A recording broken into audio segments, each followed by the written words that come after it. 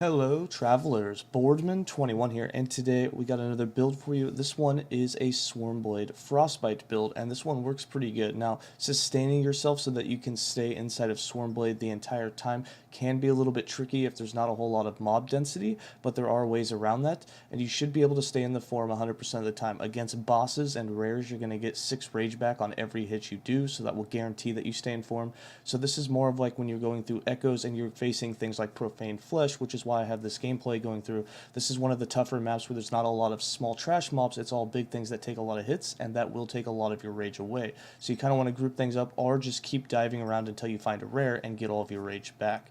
You also get rage on kill, and you get rage on dodge. So getting a whole bunch of mobs to follow you, because you will have a decent amount of dodge, is another way to get rage back while you're waiting to fill that back up. The reason your rage disappears so quick is because you're using Armblade Slash and attacking very, very fast to apply the Frostbite. You also are going to be summoning up a Tornado, and the Tornado is going to cost mana. When you dive, you're also going to be proccing a bunch of Maelstroms, and the Maelstroms cost mana, or in this case, all rage. And that can take a lot of your rage away really quick. The reason that we're proccing those is Maelstrom is going to give you, obviously, a bunch of dodge, but it also gives you Frenzy and Haste, which is going to make you move faster and attack faster, which is really nice. The attack speed is very important for Frostbite.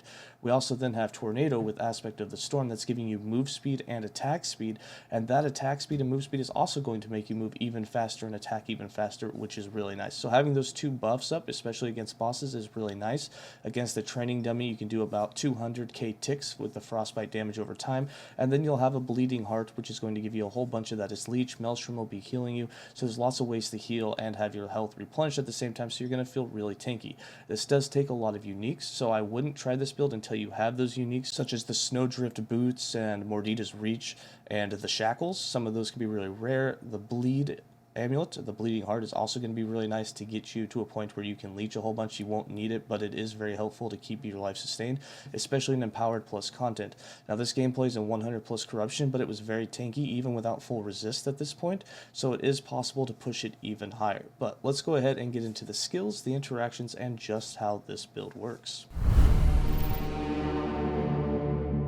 For skills, I'm running Summon Spriggan, Tornado, Maelstrom, Swarmblade Form, and Serpent Strike. For Spriggan Form, we have this set up to give us a bunch more freeze rate multi, which will give us freeze rate multiplier for both us and for the Spriggan Form. It also gives us a bunch of critical strike avoidance and will heal us. So we've got 2 points in Aura of Life for the healing, 4 points in Aura of Retribution for that critical strike avoidance. Between that and Attunement, you should be capped.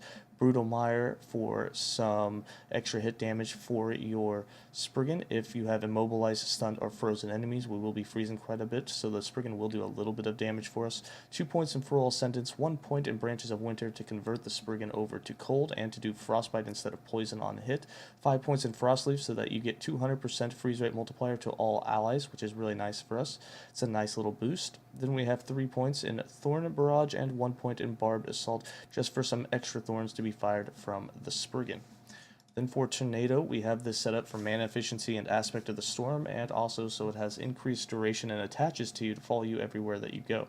So we got 1 point in Aspect of the Storm, 3 points in Gust of Renewal to make it to where it's actually mana efficient, so you don't have a cost that's super high that takes all your rage. 3 points in Storm Delvish gives us more attack speed, 21% attack speed, which is really nice, and 5 points in Swift Rings make it Aspect of the Storm last. So normally it lasts for 2 seconds, now it will last for 5 seconds, which is really nice, which means you have up to 5 seconds in between tornadoes to get another 6 hits on enemies, which is really easy to do. Then 3 points in Lasting Storm, 4 points in Hurricane, and 1 point in Eye of the Storm, so the tornado will attach to you, and that way it follows you around and you get the Aspect of the Storm the whole time. Then for Maelstrom, we have this set up to give us haste, to give us dodge, to give us frenzy, and to heal us. So we've got 4 points in Whirlpool, 3 points in Sleep-Footed, so for every stack you have, that's 45 flat dodge, 2 points in Turbulence, 4 points in Calm to have as much mana efficiency as possible to keep it cheap so it doesn't take all your mana. 1 point in Windswept, so that is 6 stacks, which you'll always have as long as you're diving all the time. You will have haste, so you can move faster, and 1 point in Wind Fury, so you'll have frenzy, which will give you more attack speed, and you'll have that again at all times. 2 points in Arctic Chill, and 3 points in Healing Wind, so that for every stack you have, you'll be healed for 6 health, so if you have 6 stacks, that's 36 health per second being healed, which is really nice, and that does scale with healing effectiveness, so you can actually make it a lot higher. Between that and Leech, your life should always stay full.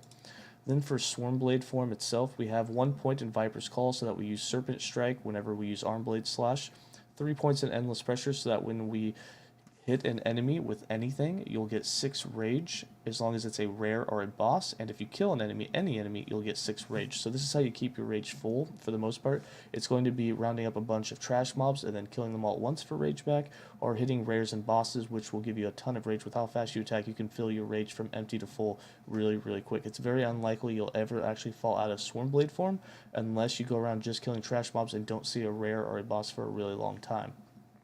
1 point in Wind Fury Strikes makes it so that every 6 attacks you have Tornado cast, so you don't need to put any points in Army of the Tempest. You attack so fast, you'll get plenty of tornadoes and can have 100% uptime with just 1 point in Wind Fury Strikes.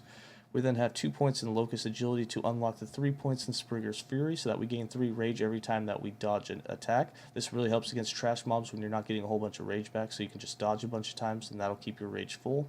3 points in Water Strider, so that every time we dive we have 3 Maelstroms that are cast at 60% of their normal cost.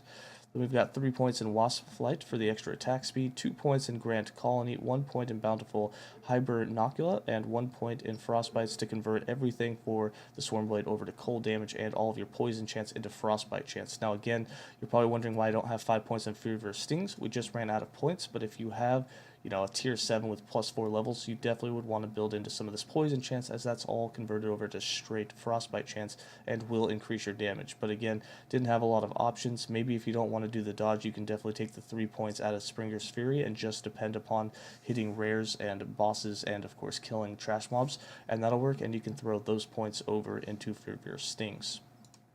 And then for Serpent Strike, we have this set up for attack speed for a lot of damage over time every time you use it. That's why your damage really goes up. And then, of course, all the poison chance that you have is converted over to Frostbite chance. So we have a lot of poison chance and duration, which turns into Frostbite duration inside of this skill tree. We also get a lot of dodge. So we got 6 points in Nagasa Venom, 1 point in Venomous Intent, 5 points in Chrono Strike. So every time you attack with Armblade Slash, you'll gain 50% increased damage over time. At a lot of attack speed, especially with all the buffs up, you can have 1,000% increased damage over time just from this node.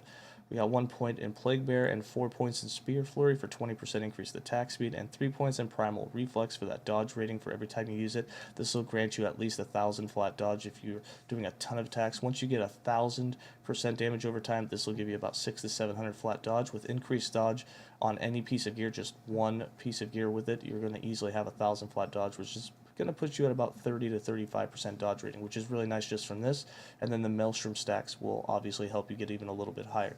If you have increased dodge rating, whether it be from a blessing or somewhere on your gear, just 1 or 2 affixes, you should sit at about 50% dodge when you're fully buffed and attacking enemies.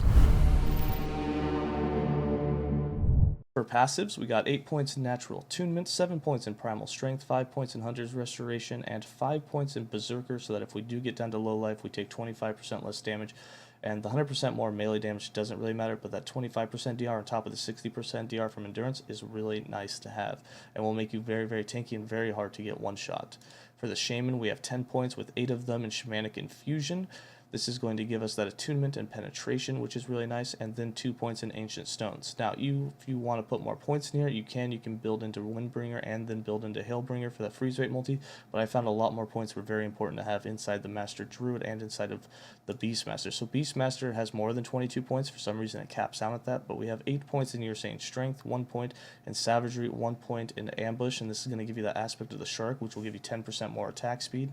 1 point in Archer's Loyalty to help keep your companion alive better. 5 points in Boarheart so that you take that 30% DR from enemies when you get hit by a melee attack, or with 5 points in Porcine Constitution bumps it up from 15% DR to 30. But with 4 points in Primal Strength, this actually makes it to where you're attacking so fast you're going to be proccing it all the time, and this will actually give you Aspect of the Boar almost at all times. So you got 30% DR from Aspect of the Boar. You've got your other 16% DR from 𝐓𝐤𝐻 Strength. You have 25% DR if you go low life, and then don't forget you have your Endurance for 60% DR. So when you get to low life, there's so many DRs that you have going on, it's very unlikely that you're going to ever get one shot, but you can die. And then for the Druid or Martial class, we have 53 points, and we have 7 of those in Chitinous Plating, 5 points in Thicket of Thorns, 7 points in Gerotic Prowess, 1 point in Blessed Springs, 7 points in Primordial Resonance, so that you get that elemental penetration, which is really nice. 7 points in River Spirits for all that cold damage, and this gives you Frostbite chance, 5 points in Focus Wrath, and 1 point in Rancor, so that you don't decay that rage when you're out of combat, and then 8 points in Harmonious Wisdom. Now, if you have a couple more points, feel free to put 1 in Woodland Beings, and 1 point into Natural Duality. This will give your companion even more survivability.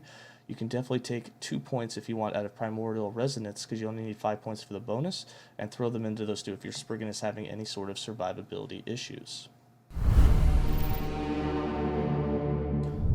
So for legendaries, uniques, your gear, your idols, several things you want. Amortita's Reach. Now, you don't have to have LP on this. I happen to get melee attack speed at tier 6 on this, so that really helps with attack speed. Definitely one thing that you would definitely want to go for on it.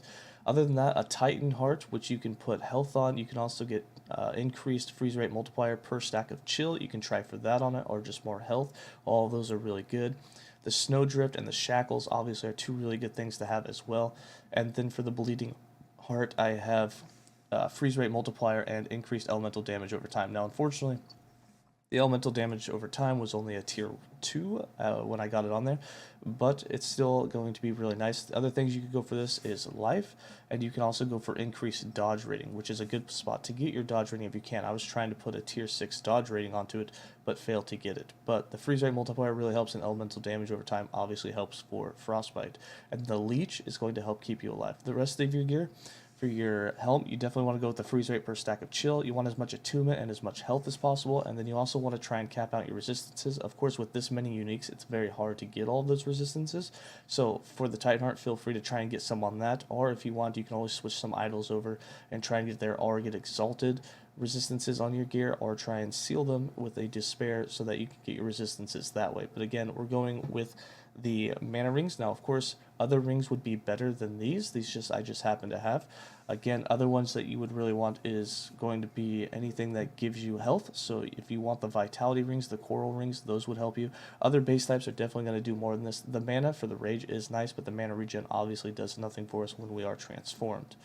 And then for idols, again, you want the chance to apply Frostbite on hit with cold skills. Remember, in Swarmblade, we are converted to cold. Armblade Slash is also converted to cold, which means that the Serpent Strike tree it uses and Armblade Slash itself is cold, which is really nice. Our tooltip here is sitting at about 120k, which is really nice. And then a Throne of Ambition is really going to help you because you can get 400% increased cold damage from this, as well as 400% increased armor from this, which is really going to keep you alive, especially when you're attacking those rares and bosses, which is really nice. For the character sheet, as you can see, we have just over 2100 life. You can also see we're kind of capped on our elemental and physical, but again, very low, like no void damage or void resist. Definitely want to work on getting that up. If I find an exalted piece of gear that had like tier 6, tier 7 void resist, we'd be able to throw that on. And you can also get it on your gloves if you wanted. Your shackles or your snowdrift, if you have LP, go ahead and try and get a resistance on those. Those will help you. But again, this one had really good survivability and powered content, even without those. But again, if you get to a high corruption and you have void enemies having extra damage, it is going to be kind of tough if you don't have that. For armor, just sitting here, we got about 32%. But again, as you have the Throne of Ambition, that can get increased by 400%. So you'll have 50% plus damage reduction just from armor, and your dodge should jump to 30 to 40% depending if you have increased dodge rating in your gear in order when you have the Maelstrom stacks and you have Serpent Strike constantly going off and you're attacking enemies. So both your dodge rating and your armor are going to jump up massively once you're actually in combat. And then for damage types, you can see we have about 250% cold damage and only 80% damage over time, but again, that's going to jump up. As you can see, when I attack the dummy here, both the dodge rating is going to start jumping up and the global damage over time. So as you get many attacks in there, you can see that it jumps up quite a bit. Lots of damage over time, lots more dodge. The Maelstrom stacks also will give you dodge, and having increased that all is going to give it a huge jump. Right now we don't have any increase, but we can still get to 30% plus dodge in combat. With increased, you can get to 50% plus easy, and that's really going to increase your survivability. So for how to play the build and the skill rotation, you just want to dive around and use Armblade Slash. That's it. Now against the training dummy, I'm actually going to fall out of form, and the reason being, we're not hitting a rare, we're not hitting a boss, and we're not getting any kills, which are the main ways to get your rage back. Also, we get rage on dodge. Again, training dummy's not hitting us, so there's no chance to dodge. So we will fall. But as you dive around, you can see you get the Maelstrom stacks. So we can go ahead and get 6 of those, which is going to give us our haste and our frenzy. As we get hits with Swarmblade, we get the tornado for even more attack speed. And you can see that our attack speed is absolutely nuts. And you just keep Swarmblading around, attacking with it, super fast attack speed. And you can see that we're doing 150k plus ticks with Frostbite, which is absolutely nice for the build. And just like that, you will fall out of form. But again, that's because we're not getting any rage on hit, rage on kill, or rage on dodge. But again, once you have those actually in combat, it's much easier to permanently stay in your form. For how to level this guide, I will have a leveling guide in there, but it's not going to be based around going into Swarmblade form. It's going to be one where you level 1 to 75 doing something else, such as going with totems, or going with vines, or just going in straight werebear maul, and then you can convert over once you've gotten to that level of 75, or as soon as you have all the uniques that you can put on. A lot of the uniques like the shackles and Mordida's reach are 70 plus, so you will have to wait till the end game to really transition over to make the best of this build. But that is going to be it for this guide. Hope you guys enjoyed it, and as always, stay safe and enjoy some gameplay.